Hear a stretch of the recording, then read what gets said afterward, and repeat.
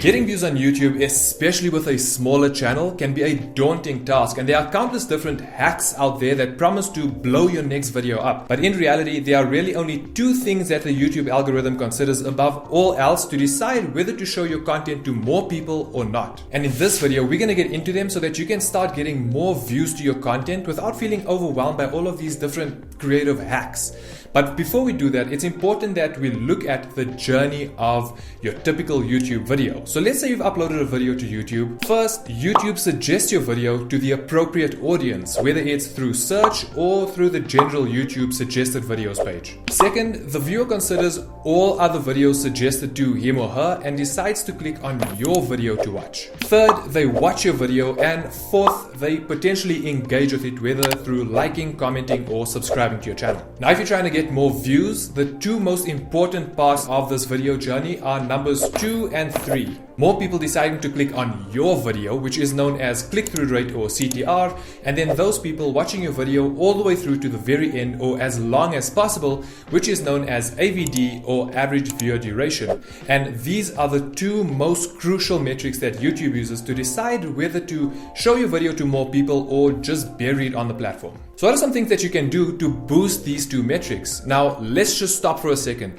If you're thinking that a simple, quick fix to getting more views is to use paid promotion, then you may want to rethink that. Because 99% of the time, you will get a spike in views during the promotion period, but as soon as that promotion is over, the video just flatlines. So the goal is to get your CTR and your AVD numbers up organically. Starting with CTR. Let's say your video is suggested to 100 people and 5 out of every 100 people click on your video over all the other competing videos. This means that your video has a click-through rate or a CTR of 5%. Now that may seem like a low number, but according to research, a good click-through rate is around 5 to 7%. So to improve your click-through rate, you want to focus on two things: your title and your thumbnail. A strong title usually stirs up some kind of feeling for the viewer, for example, intrigue or curiosity. And your thumbnail should not only be eye-catching and attractive, but should also create a curiosity gap between the image of the thumbnail and your video's title.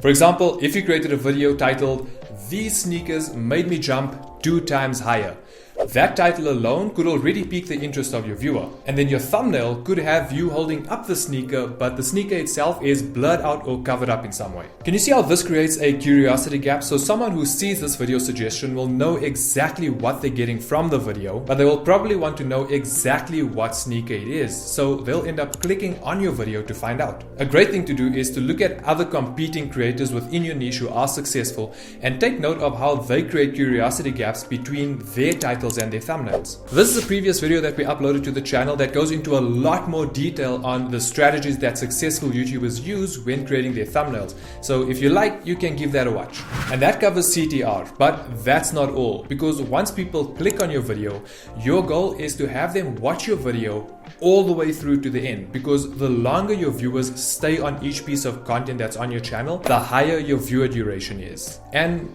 the solution to this is actually pretty simple.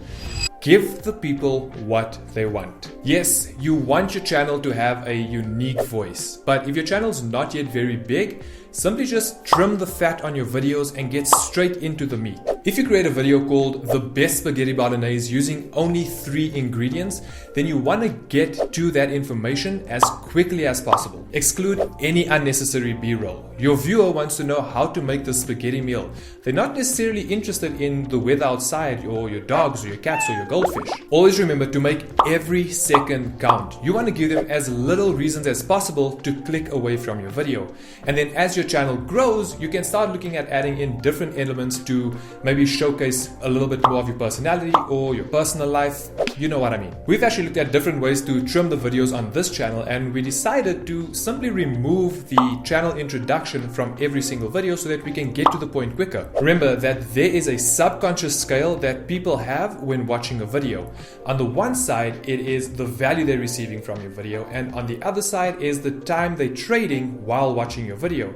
And if at any point the time gets more than the actual value they're receiving, that's when they click away from your video and your AVD drops. parts. So pack as much value as possible into every video, whether it is entertainment or education. And if you found this video helpful so far, we would highly appreciate it if you could hit that like button. But to wrap up, here are the key takeaways. Focus on organic growth, not paid promotions. Optimize for search with great thumbnails and titles. Trim the fat from your videos by removing any unnecessary elements or things that may distract from the main topic. And remember that CTR and AVD work together. Just having one without the other probably won't get you the results that you're looking for. And we want to hear from you. What is your biggest struggle right now while trying to grow your YouTube channel? Let me know in the comments.